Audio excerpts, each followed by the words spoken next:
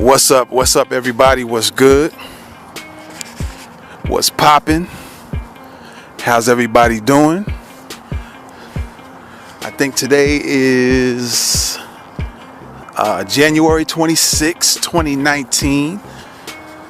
I want to definitely welcome y'all to another episode of Thoughts of the Week. Today I'm not gonna put on my theme music. For those who know, I wear many hats, and one of them I may have mentioned before is I create my own beats, music, and you always hear the little theme music with the little gun shooting in the background and the little that sound. But today I'm not gonna play the theme music today. I'm just gonna give you guys my take on the government shutdown. And I was actually gonna do this episode maybe a few days earlier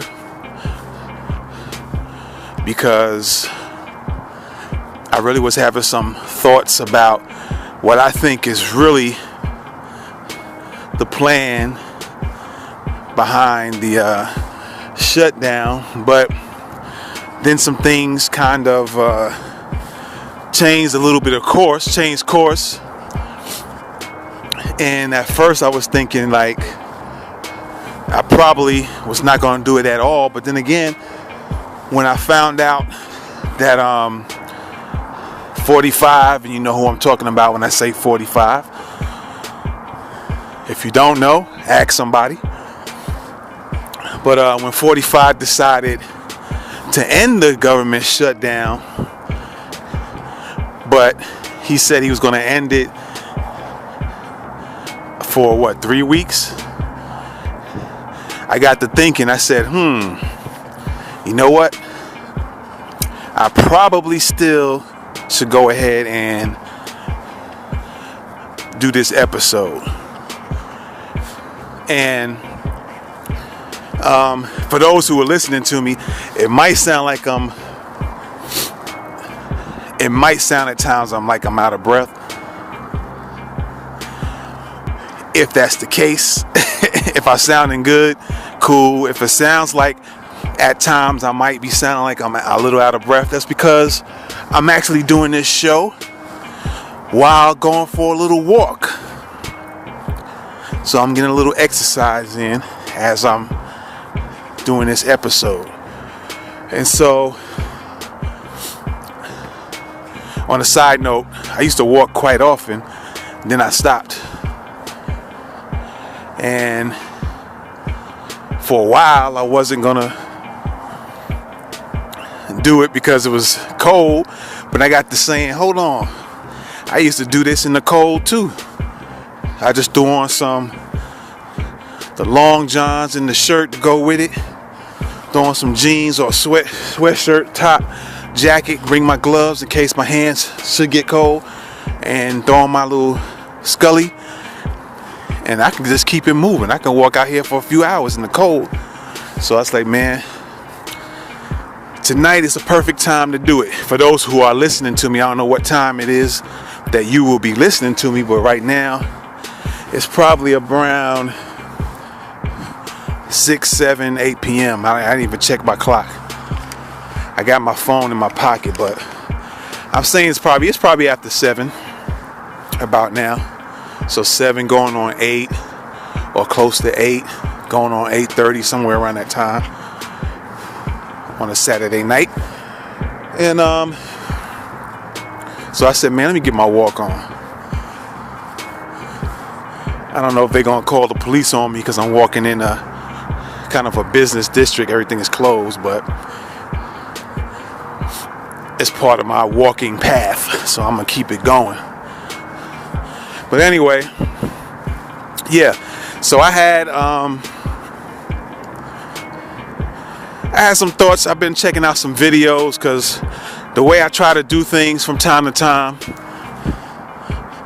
is if there's an incident or event that took place, sometimes you have your initial thoughts on it, and then other times, well, yeah, you have your initial thoughts and I will want to speak on it right then and there, but then I get to the point where I say, okay, cool, I see this thing going down, this event or this situation taking place, and I want to speak on it right then. But then I get to saying, well, hold on, watch what's going on, see how things unfold and how things take place, and then I might want to comment afterwards, because other information may start to come in, and so things might take a turn, or I might see something like I've seen in the past with past major events where people are saying one thing and then the stories change, and then you begin to see things like people covering up things, so they make the stories change on purpose, or there's some certain points that were left out about the incident that they bring up later. So I got to a point to kind of watch things, how they unfold first, and take notes sometimes take a mental note, sometimes write down some things that I'm seeing from the initial event, and then watch later on if they change. That's how you catch a lot of games being played, and you start realizing certain patterns continue to happen when certain events take place, and then you can start spotting out a lot of the games that go on. So I kind of done that with this shutdown thing. So when they had at the time a while back, they were talking about people were talking about Obama, his shutdown, and then they were saying like 45 was beginning to come up on that same number of weeks or days that Obama had shut down the government, or that they were saying how long Obama had the government shut down. And so, they had the little news story saying, yeah, Trump is just a day shy of how long Obama shut the government down, and then he surpassed it. So I'm gonna kind of give you my rundown of my thoughts as this timeline was taking place on 45 government shutdown. So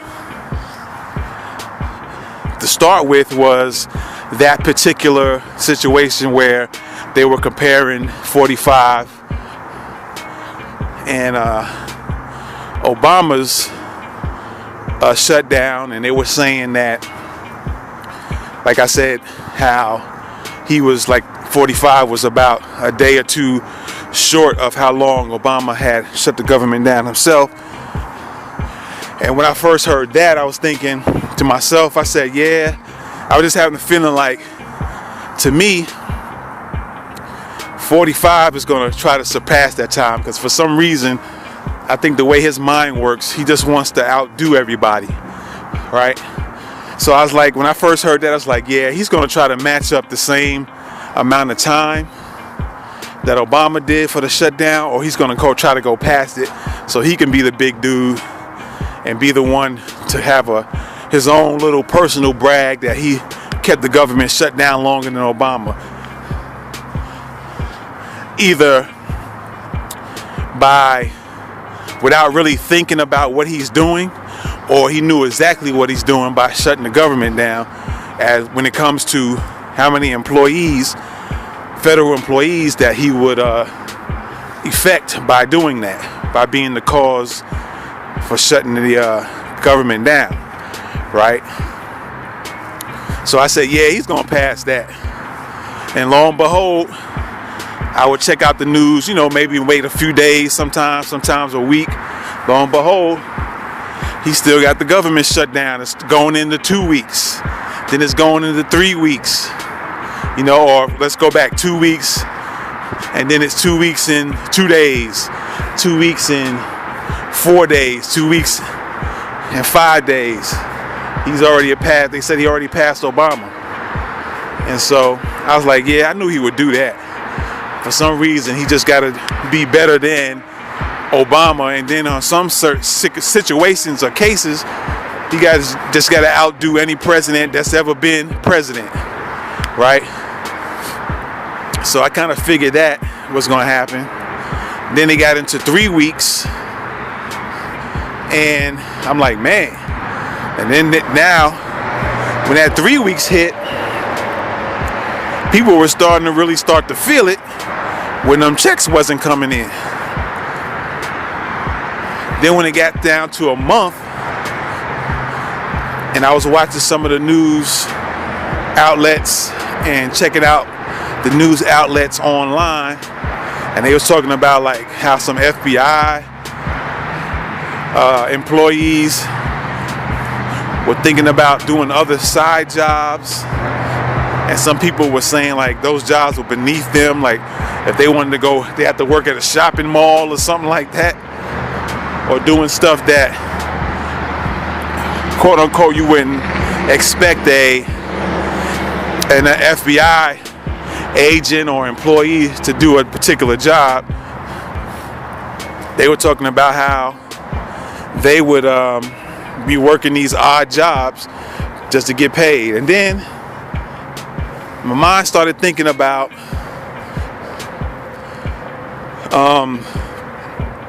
how 45, he's really making it. There's so many things that, like I said, that came in my mind. And one of them, I'm like, yeah, he's really showing everybody he don't really give a damn about any of them. He don't care about the federal employees. He don't care about any type of federal law enforcement. I think the DEA is part of the feds. You got the FBI as part of that situation. My understanding that the IRS is part of the federal branch of the government, the EPA, the FDA, and probably a host of other alphabet letters put together are part of that federal mix. And so my other responses or my other reactions was like, yo, he really showing like he can care less about anybody except himself, mainly himself. And if he got a little inner circle, that's who we care about, himself and maybe that inner circle. It almost seemed like he didn't care about whatever inner circle he has. He's number one. It almost seemed like he didn't even care about his family, man. It just, he cares about himself. So that started being my other reaction as time went on. Then I was watching some other stuff and started figuring, like I was mentioning, you got the EPA, the FDA, IRS, you got the FBI, the DEA, and a host of other federal entities. And then I started thinking, I said, started getting a little more analytical about this, started analyzing this situation. And I got to thinking, well, the EPA kind of deals with the environment, the air quality, and I'll probably have to do research to see what other things they handle, but just off the top of my head, they dealt with, like I said, air quality, things of that sort, maybe water quality, making sure nobody poisons water and stuff like that. And then the FDA dealt with the food, because it's the Food and Drug Administration. So you got the food, you got the drugs, right? And so I started looking at that too. And then of course you got the FBI, you got the DEA, the TSA as well. I left them out. All right, the TSA as well. I said, okay, let's look at this from an analyzing standpoint. And maybe some of you guys might have been thinking the same thing. I said, now, imagine that some of these employees decided they was either going to not work until they know they was going to get their pay back and back pay. You know, you're going to have some that's going to work regardless for whatever reasons.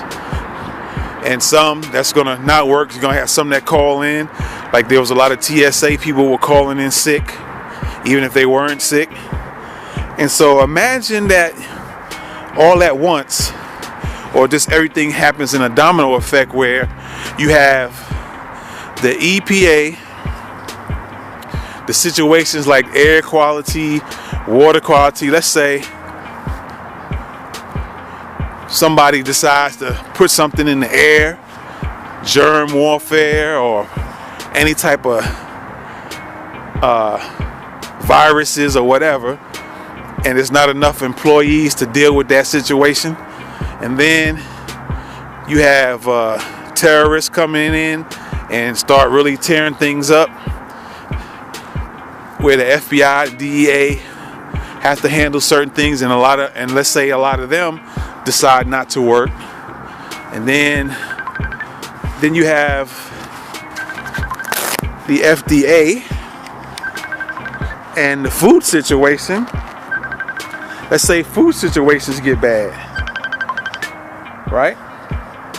What's going on here? Oh, okay, I can't deal with you right now. I'm getting a phone call in, but I'm gonna have to let that go for right now. Sorry, my man, homie. I had to get back with you. Right? So, like I said, back to the FDA situation. And the food, the food gets bad, or food that comes in from other countries don't really get thoroughly checked like they should, right?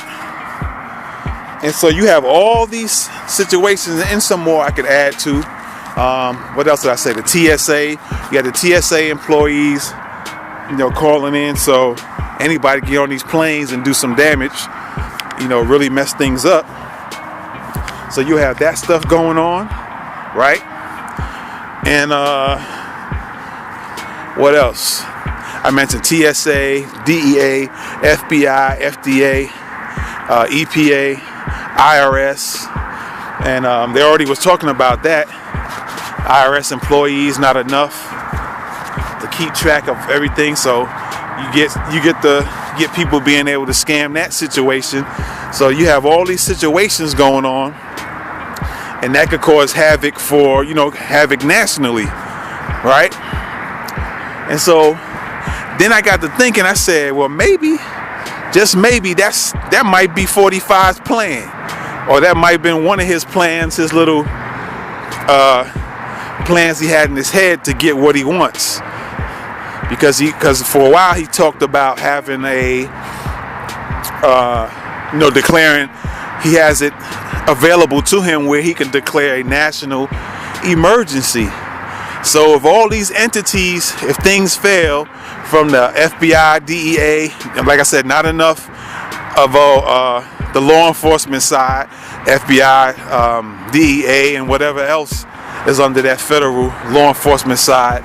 Then you got the Environmental Protection Agency, things that affect the environment. Somebody can drop a lot of chemicals. What if terrorists or whoever, homegrown terrorists, locally, whatever, decide they're going to steal a bunch of 18-wheelers with chemicals in it and just crash it on major interstates, letting this dangerous chemicals come out? That will be part of EPA, I would think, part of their job. And then state, even though the state wouldn't be involved per se, but let's stick with federal. Let's just say that happens, and then you got the IRS that's handling the financial side. You got the Food and Drug Administration, the drugs and the food. Imagine all these different entities. There's really nobody to handle the cases that coming out, and that will cause a national emergency, and that will give 45 a reason to declare it. And I don't know all the powers that he would have. Again, it's nothing to go. I can go research that up. But just like I said, just thinking off the top of my head analytically, all these little national issues with all these entities can happen, and it's easy for him to declare a national emergency then. Because he can use those excuses. He can say, well, and he will never direct it back to it was because he shut the government down. He'll just say that, well, the EPA can't handle the air quality issues, and the FBI can't handle these criminal issues, and the TSA can't handle We've been having issues at airports, and so he'll use those as excuses to start his national emergency, right? But yet he was the one that started that to begin with and set that all off. So I said, oh, that might have been his plan. That might be his actual plan. He might be actually smart enough and thought that through, right? So that was what I was thinking after that. I was like, oh, okay. I see the game he's trying to play. And then while I was thinking all of that, then lo and behold, he comes out with he's going to end the shutdown. But then he throws in that monkey wrench and says, well, only for 3 weeks. And so I said, oh, so he's going to play the little game for a little 3 weeks and then set it off again by doing another shutdown. And this time, the second shutdown, he might get gangster with it and keep it even longer. Right? So I was just trying to, like I said, those are my thoughts on that. And then with this third shutdown, then the other stuff started coming in. I mean, well, with the ending of the shutdown, I said third, like I know it's going to be a third one or something. No, with the ending of the shutdown, right? With the ending of it, and he said he's going to just keep it, he's going to end it for 3 weeks. Then I got to thinking, okay, like I said, all right, he's playing a little game.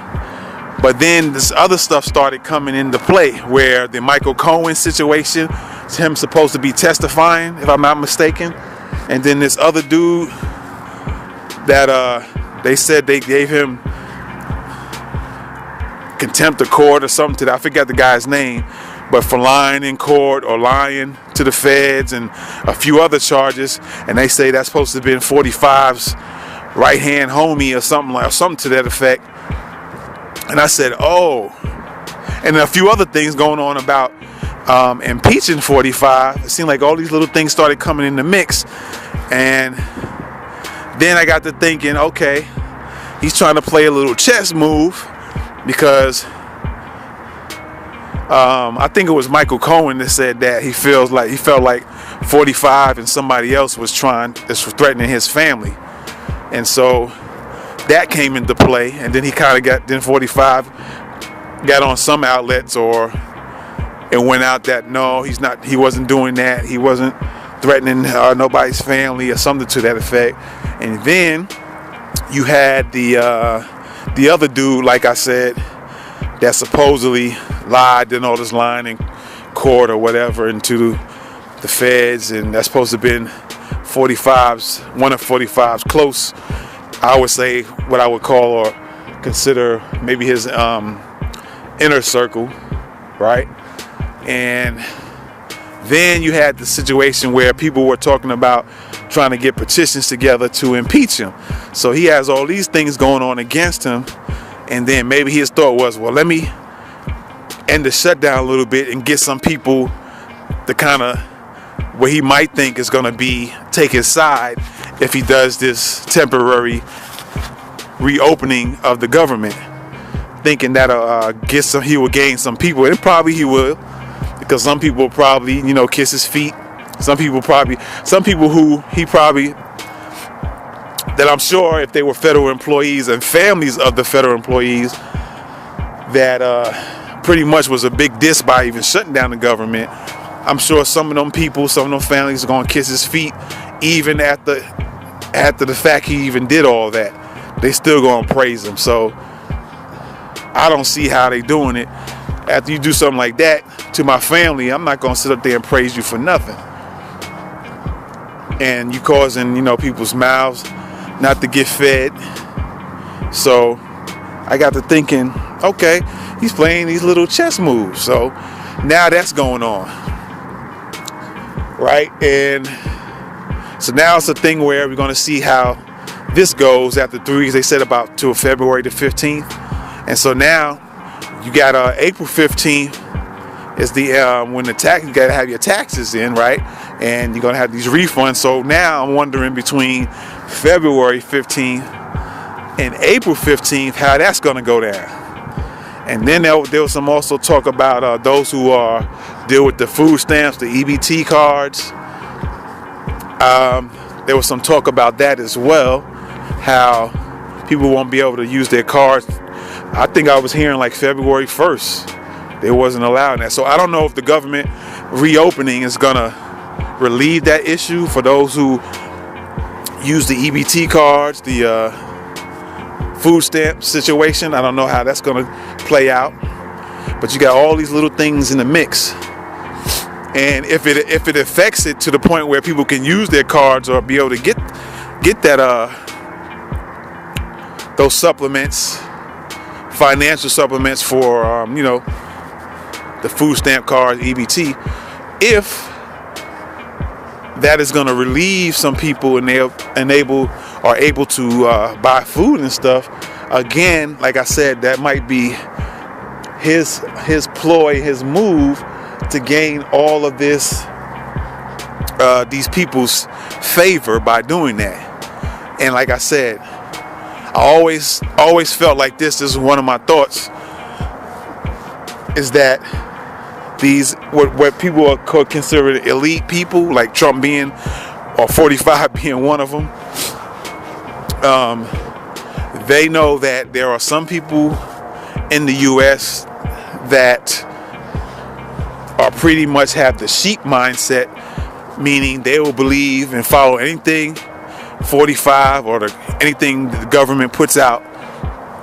They'll believe it, they'll follow it. Then you got a set of people in the U.S. that are part-time thinkers, part-time analytical, and they kind of see things going on, but they're not going to go too deep into it.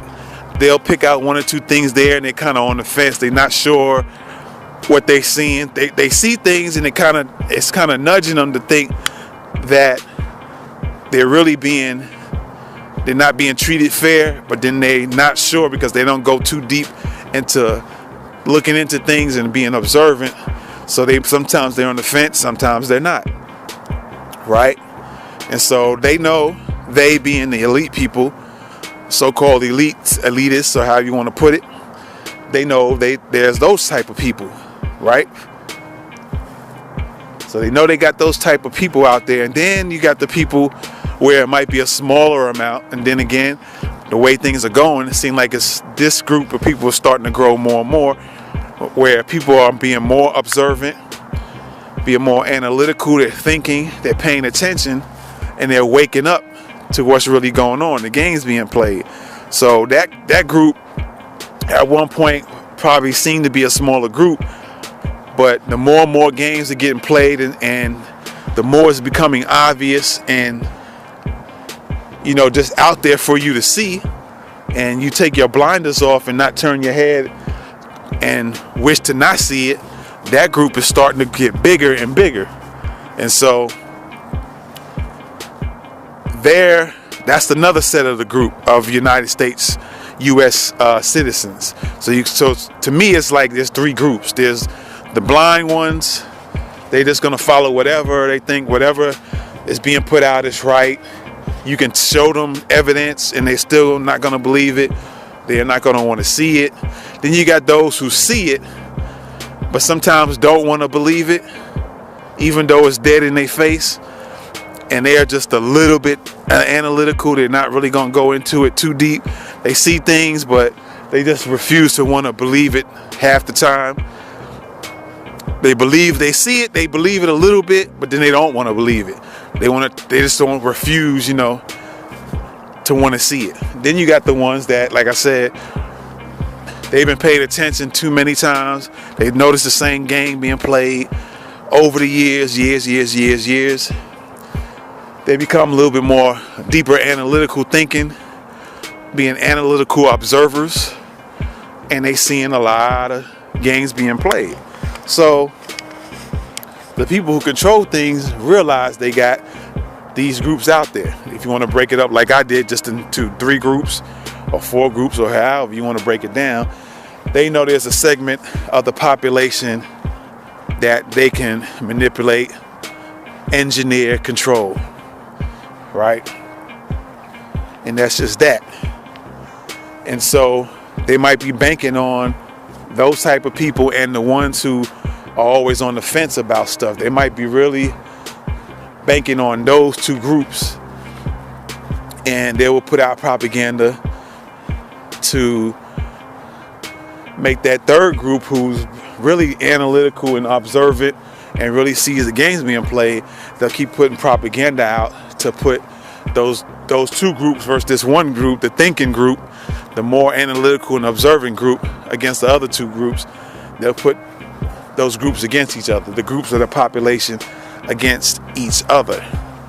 So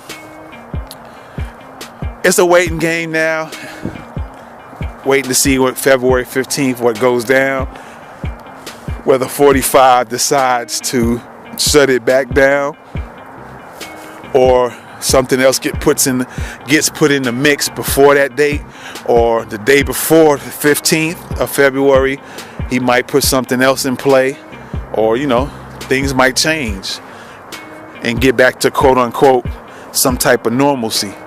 So right now it's just like a waiting game to see how it all goes down, and it'll be kind of interesting. Like I said, I got my thoughts on it. Maybe some of you guys have seen the same thing that I was talking about, seeing the same thing that I seen. From the initial stages, you're like, oh, okay, he's just being on his temper tantrum mode in the beginning because he wants what he wants, and so he's gonna play this game to get what he wants. Then when he's seen people are not really folding like he wanted, he's like, okay, I'm gonna stretch this out a little bit longer. But now you're messing with a lot of families and people who's got mouths to feed and mortgages to pay and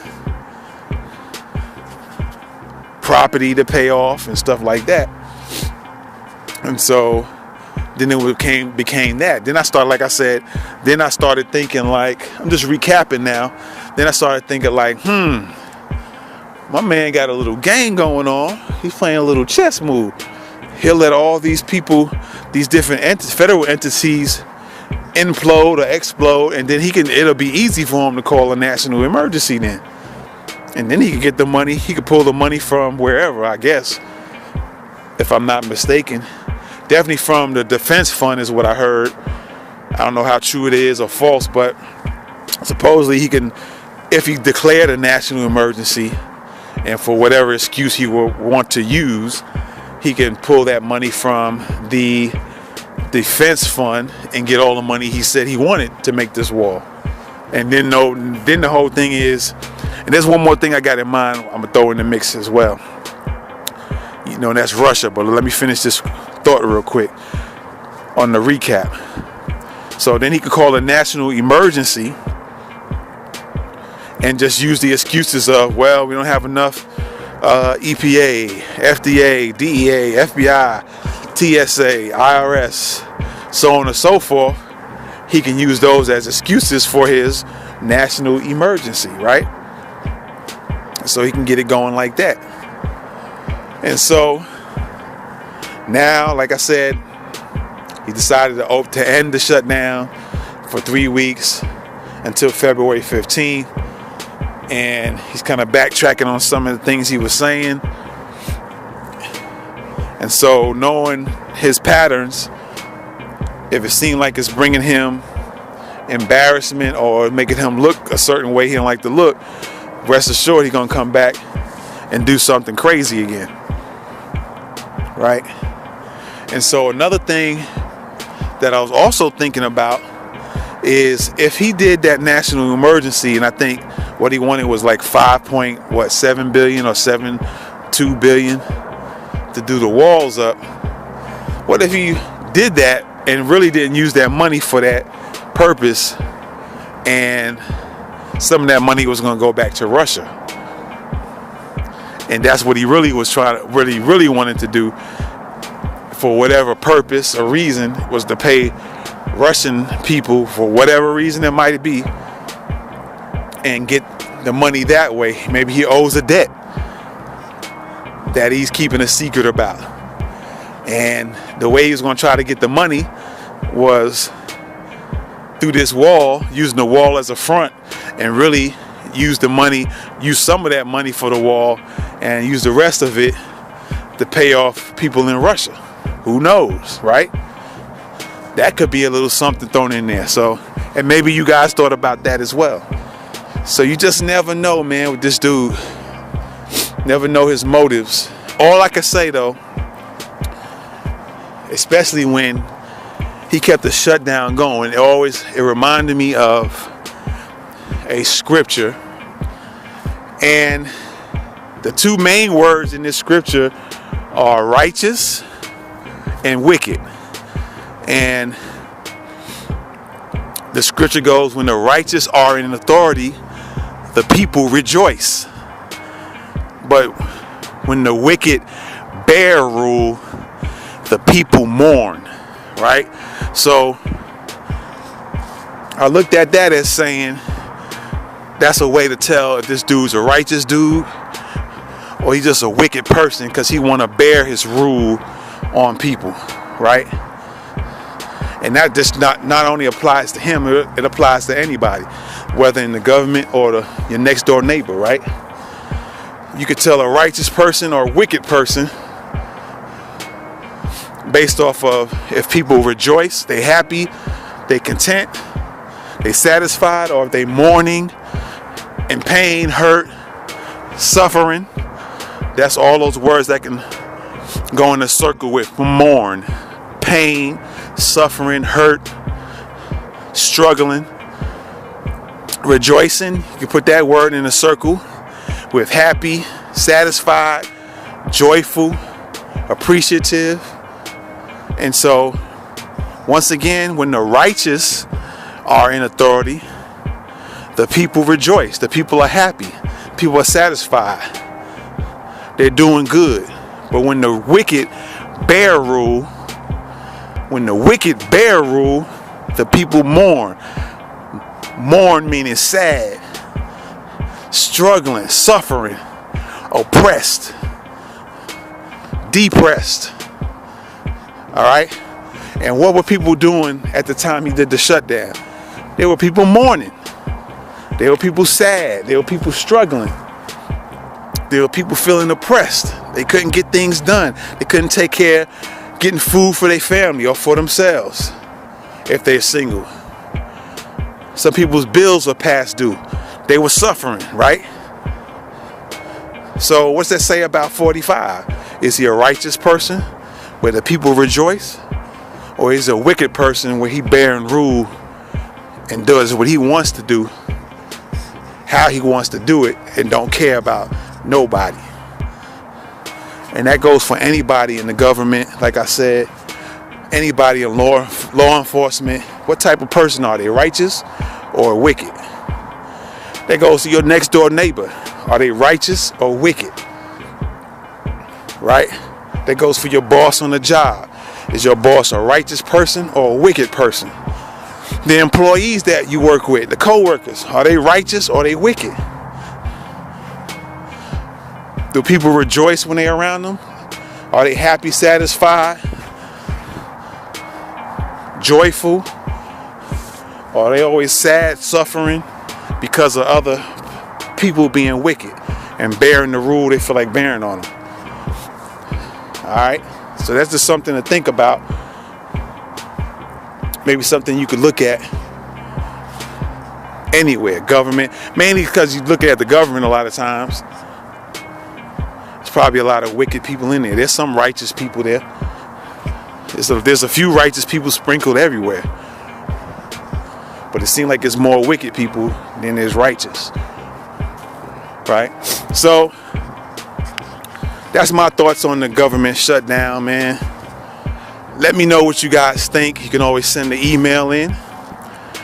You can send it to thoughtsoftheweekpodcast@gmail.com. For those who listen to me on podcast platforms, they just listen in. You can always email me on what you think, man. If you got a question or something like that, you can email me at the same email address, thoughtsoftheweekpodcast@gmail.com. That's thoughtsoftheweekpodcast@gmail.com. If you guys listen to me or watch on social media platforms like YouTube, Facebook. You might check me out you might click the link on Twitter and able to see me. Sometimes on LinkedIn, just depends on what's going on, what topics I talk about. Sometimes I'll be on LinkedIn. I try to leave any topics dealing with anything business, money, financial. I try to put those podcasts up on LinkedIn. I try to leave it for that specific purpose. But other topics are on other platforms. And like I said, again, if you're checking me out on social media platforms, just leave a message below the video. All right. And though, like I said, those who listen to me on podcast platforms, send an email in, man, about your thoughts. What you think about my take on this government shutdown and the chess moves trying to be played by 45. Let me know what you think. All right. Let me see. Hopefully I didn't sound too out of breath with getting my walk on. I think I was catching a second wind a few times, getting my walk on a little bit. So hopefully I didn't sound too out of winded. All right, other than me sniffing because of the cold. But as always, I thank you guys for checking out this show, most definitely. And I think the next episode I'm going to talk about your girl who's thinking about running for president.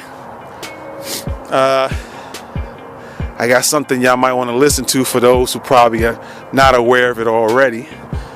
I might do that for the next episode. If y'all don't know who I'm talking about, just stay tuned for the next episode and you'll find out who I'm talking about, who's I think is in the running for 2020 president. And it's not good. Some of y'all might already be up on it. So I think I'll do that for the next episode. All right. Once again, I thank everybody who's listening to me, who listens to me. Yeah, I'm on Spotify. Let me see. Apple Podcasts, Google Music Play, Spotify Breaker, Pocket Cast, Overcast, Radio Public. I'm on Anchor as well, and maybe one or two other platforms, podcast platforms. And of course, you can always watch on YouTube. Go to Norwood Media Vision on YouTube. That's Norwood Media Vision on YouTube or Facebook. I'm on the show can be seen, watched on those on Norwood Media Vision. Just go to look for Thoughts of the Week on Norwood Media Vision, and you can check out all the episodes there. You can go to Facebook at Norwood Media Vision and just look for the latest episode posted up. This is, I think this is episode maybe 32, if I'm not mistaken. 31 or 32. Right? So anyway, I want to thank all of y'all for listening to me, checking me out. Be sure to support the show. If you're finding some value, or the show is making you think, or you just happy to hear things that you're hearing, or the topics interest you, as always, just support the show. All right? Support the show. Let me see what else we got here before I get out of here, man. Don't forget, those who want to learn about doing their own podcast, check out my book. It's called How to Start a Podcast Real Easy. Just type in that title, How to Start a Podcast Real Easy. And my name is Damani Norwood. You'll see that on the book. It's on Amazon Kindle, so check out the book. It's about 26 pages, maybe 26, 27. I made it easy read and detailed. Break down everything you probably would want to know how to get started. All right. And As always, what I'm using right now to do this podcast episode is actually in that book. One of the tools, it's a real simple tool that I'm using right now. As I told y'all guys earlier, I'm actually walking down the street right now. So, and I'm not going to have no big old, like you might see in some people's podcast shows, large equipment, mics, big old mics hooked up to stands. Guess what? I'm not using any of that stuff. I'm actually using one item right now to do this show. And you can learn and do the same thing too. Just check out the book. All right. Hopefully it has everything. I'm pretty sure I try to think of everything a person would ask or want to know to start their podcast. So check out the book. It's called How to Start a Podcast Real Easy. All right. On Amazon. All right. What else we got? Of course, you guys start check out Survive and Protect. You can go to bit.ly/survive and protect. And the new course is coming out February 1st called How to Be Your Own VIP Protection Specialist. And basically what that course is teaching you is basically how to be your own bodyguard. Now, in reference to that, it's teaching you what is called the soft skills, right? The soft skills of how to protect yourself. In the industry of protection, you have what some people call hard skills, where basically the hard skills are considered your martial arts skills, your hand-to-hand combat, your weapon skills, how to use different weapons. It's dealing with guns, any type of weapon, gun, knife, stick, bat, whatever. And those are considered the hard skills. But what this particular course deals with is the soft skills. And anybody can learn the soft skills. I say anybody can learn the hard skills, no matter what age you are. You just got to learn the hard skills to a level that you're comfortable with. But this course focuses on the soft skills. Now, some of the soft skills that's in the course is your awareness skills, how to be aware, what to look for when you're being aware of things. Learning about ambush areas or ambush zones. It also teaches you how to navigate or pick out your safe houses, what people might call safe houses, safe spots, or safe locations. So for instance, like you're going out to travel, you might be going on vacation, or you're visiting family in another city, state, country, and just in case you're out and about, maybe you're going out on the town, you want to know where your safe spots you can go to if you can't make it back home to that relative's house or back to your hotel. And you might be, after you finish your night out of town, you might be heading back to the hotel. But before you get there, you might run into a little trouble. And so you want to be able to pinpoint places you can go to that'll keep you safe, temporarily, till authorities arrive, police arrive, or medics arrive, until you can make it back to your hotel or that relative's home. So it teaches you that and many more things. Concealment and cover teaches you about that. So anybody can learn the soft skills of protecting yourself. All right. It's a really good course. Very affordable. You don't have to worry about $500 or $600 course. It's less than $100. It's less than $70. It's very affordable, and it's got detailed information. All right. If you know something about me, I try to give information, like I talked about about the book, the podcast book, make it easy to understand, easy to grasp the information, so you can apply it as soon as possible. And that's what this course brings you as well. That same type of style, where you get to see how things are done. You can pick it up, grasp that information, and apply it for your life, family's life, and so on and so forth. So if you're interested in wanting to know how to protect yourself, definitely purchase that course. It comes out February the 1st. Now, with that being said, you also can also rent the course. You can see it for so many days, and the price will be a little bit cheaper if you're going to rent it. But the only drawback is you're only going to have so much time to be able to see it, and once the time is up, it's up. Whereas if you purchase the course fully, you can take the whole year.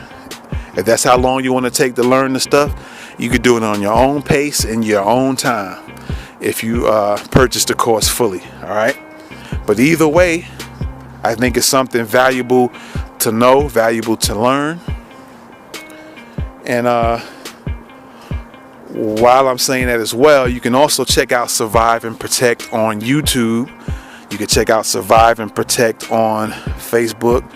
And you can check Survive and Protect on Instagram as well. Survive and Protect might also start to come out on, for those who know about Daily Motion. They might be on Daily Motion as well, because Daily Motion is another, like a platform that's similar to YouTube. So it's kind of similar to them. So if you guys go to Daily Motion, you might see Survive and Protect up there pretty soon as well. All right. And Survive and Protect may be coming to Patreon in the near future as well. All right. So definitely check them out.